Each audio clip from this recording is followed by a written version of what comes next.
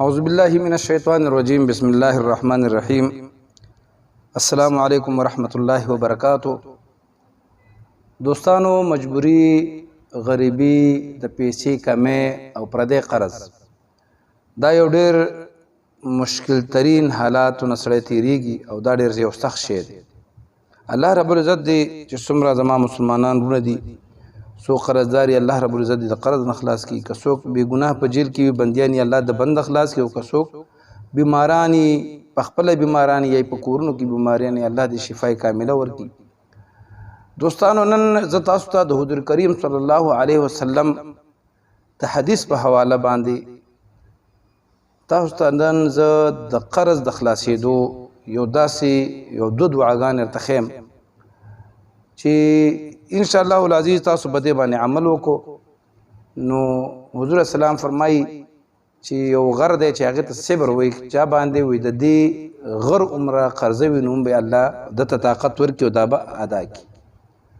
حضور کریم صلی الله علیه وسلم فرمایي چې څوک د مانځه نه بعد وزل اللهم اکفنی بحلالک عن حرامک واغننی بفضلک عمن سواک دا وای که د باندې د غره عمره قرض الله رب العزت به دا قرض د ادا کوي.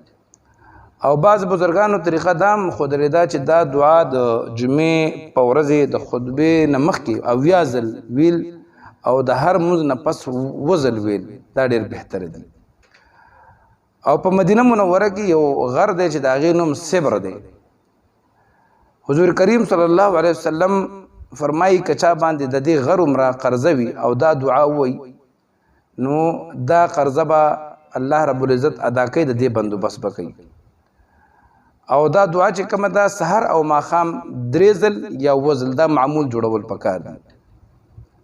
دعا به تاسو ته په دې سکرین باندې ښکاري: اللهم انی اعوذ بک من الهم والحزن واعوذ بک من العجز والکسل واعوذ بک من الجبن والبخل واعوذ بک من غلبة الدین وقهر الرجال.